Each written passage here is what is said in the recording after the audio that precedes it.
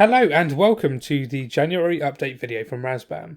I just want to thank you guys for your patience. Obviously in December, due to holidays, we didn't release one of these videos. So today all I'm going to be doing is just simply sharing some of the updates that we've done over the last 2 months. So it's going to be covering December and January as well. And then what I'm going to do is just talk to you briefly about the overhaul and the sort of plans in relation to the team. And then we're going to talk about the MiG-19. Oh, we'll also talk about the Super Tucano and the Southern Atlantic quickly as well. But this is mainly going to be about the MiG-19.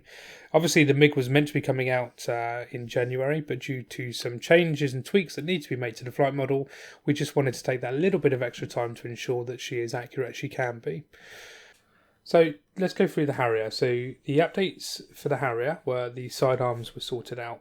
And by that, the volume issue was sorted out. The lock tone where it didn't stop once the target was destroyed was sorted out as well. And also the issue where it's firing a gun pod was also fixed. There was a few updates for the MCPD for the MAVs, and also the IMRange was sorted out. The step aspect for the weapons was also rectified. We updated some of the texture names for the Harrier, and also for the Mirage, to be fair, as well. And we updated the cockpit to have shadow casting. There was also UFC button 5 argument was fixed, and we also sorted out the light texture bugs. Then we moved on to the instrument switch and knob animation process were updated, and we also pushed out a hotfix for the spring load switch and animation speeds due to to be fair, an unfortunate break on the DCS platform with our update. So we again pushed it out straight away, and that has now been sorted out. The easy radio comms were sorted out, which now means you can use SR radio with the Harrier and also the Mirage as well. We released a couple of extra training missions for the Harrier, and we updated the pilots. It has a brand new pilot in the Harrier. The equipment utilised on the Harrier is the same that's used by active Marines on the Harrier Force. We added the patches for the Harrier pilot and the new helmet as well. So he's got the HGU 68/P helmet, and we also added the ability for you to add artwork to the helmet. So I'll share a link in this video for the PSD, so you can go ahead and download it and start tweaking with the pilots. And it's cool. You can have fantastic. So then moving on to the Mirage, let's cover the Mirage one. So again, we added a new pilot for the Mirage as well. Jacques, he was our first one. He's got, again, variations for the livery. So depending on what version you're flying, we'll have a different livery for the pilot. We updated some of the model as well. The cockpit also received shadow casting. We had to remove the VR pilot temporarily, guys, as you're all aware. Now, the reason being is he wasn't accurate enough. It was crap, and it wasn't as good as we wanted it to be. So that's being done as we speak. So we'll share that with you very soon. We also fixed a couple of light issues in regards to the cockpit. We sorted out the English cockpit modelling issue. By that, someone pointed out that a couple of the labels were incorrect, so that has now been sorted out. Again, we sorted out the new animations for the instrument switches and knobs for the Mirage, as well as the spring-loaded switch and animation speed were sorted out. The new pilot animations were sorted as well. Again, the arm basically had a full forward movement issue, which we sorted out. To be fair, it was majority of the updates for the Mirage this month were predominantly about the new pilot. But we did fix the easy radio issue as well, so you can now use SR radio. We updated the afterburner for the Mirage as well. And we also added the KC-135 MPRS. So that replaces the KC-135 BDA, which, to be fair, didn't work in game. You couldn't refuel with multiple sources, so that's been removed, and the KC-135 MPRS has taken its place. The fuel state is considerable, so you can refuel as many Harriers, Mirages and Hornets as you dare like to, but hopefully that will help certainly with the multiplayer community as well. So that's the updates for the Harrier and the Mirage. Now, as you know, we are planning and are working on the updates for both aircraft, so the midlife overhaul, so to speak. We've got a few additions that we're going to be adding. I'll post a link so you guys can see what they are, and I'll put them up on the screen now. So we're going to be overhauling that one, but the Harrier is the one that's going to get the majority of the love. But bear in mind, the Mirage came out first. It's only prudent that the Mirage gets looked at as a priority, to be fair. So we are looking at that at the moment, but we do have more than one team. I mean, there's 16 people working at Razbam. We've got one group that are looking after the Mirage. We've got one group that are looking after the Harrier, and then we've got one group which are finishing off on the MiG-19. So what I mean by that is, obviously we've got 3 coders. There's a coder for each aircraft. We've got the texture artists, which, to be fair, they actually share their workloads. They go from one aircraft to the other. So Tim and Clark have been doing the textures for the MiG-19, and now that's 99.9% complete, they're digressing onto other tasks. So Clark is going back to the Falkland Islands, and Tim is working on the update textures for the Harrier. Now again, on the updated textures for these aircraft, they don't have to do it, but we want to do that. We're not going to be charging you for it. This is an update for the aircraft. We want to make sure that they look as good as the MiG-19. So when you see the pictures, just enjoy them, guys, because they're going to come anyway. We're not charging you for them. And it doesn't take away from the coders like other people seem to think that they do. So the updates themselves. So I'm going to be sharing a list very soon in regards to the update. And again, it is taking me a little bit longer to create the list than I expected it to, but the reason being is we're quite a large team, and there's people on holiday, there's people that are away for their own personal business, so I'm just trying to get everyone's input first of all before I update the list and share it with you guys. So just bear with me, that will be coming. But yeah, the updates are certainly going to improve the aeroplanes. We've been talking about it. The guys are working on it at the moment. The ASL's being worked on. That's what the bug tracker's for. If you come across an issue and it's not on the bug tracker, PM me. But if you're going to do it, I need a track file. I need some information. Don't just say this doesn't work, because to be fair, for me to refine that again it takes a lot of time. So if you can help me out and give me all the information, I can get it on the bug tracker as soon as possible. The moment it hits the bug tracker, it goes straight to the testers. The testers confirm it. It then goes to the coders or texture team, whoever it may well be, or modelers, whoever it may well be. So yes, please help me out as best as you can. So with that being done, let's talk about the Southern Atlantic team then. So Clark shared a couple of pictures of Standy. So she's coming along quite nicely. It won't be long before she's at a decent state where you can see some nice videos. But at the moment, you are going to be seeing images that are low res, because it's still a development process. It's still being created. So just bear with us on that one. But yeah. The other part that we shared was the asset. So the Invincible class see-through deck cruiser, the County class destroyer, the Type 42 Batch 2 destroyer, the Type 12M frigate, the Type 21 frigate, the Castle class patrol boat, and the Type 22 frigate as well. They're just some of the assets that are coming for the Falkland Islands. Now, the map will have ground assets as well. These are just the sea assets. And again, the guys have been doing a phenomenal job. Bruce has been doing an amazing job making those ships. And we'll continue to share some pictures with you as and when they come. So yeah, the map's still being developed. The MiG-19 is almost ready. Again, I can't give you any dates, but just bear with us a little bit longer. And we'll get that to you as soon as we can, so you can start pretending you're Russian and doing some rubbish Russian accents. And having some fun. So let's just quickly talk about the Super Tucano. So yeah, it's still being worked on. Can't share anything with you in all fairness because it's still early days. The model hasn't moved on from where it was last. The focus was on the MiG-19. However, Ron has recently been to an active airbase with the Super Tucano to meet with pilots, to take more detailed photos and scans of the aircraft to ensure that the aircraft is as accurate as it can be. As all of our models, the flight model has to be accurate. So we will have pilot input like we did with the Harrier, like we did with the Mirage. We'll try and make that as accurate as we can. So let's talk about the MiG-19. So yeah, she's an interesting aeroplane. You've seen a lot of videos shared out by the by Red Kite, by Glowing Amram, by Spudknocker, and there's going to be a few more of them hopefully from those guys. They're doing a great job.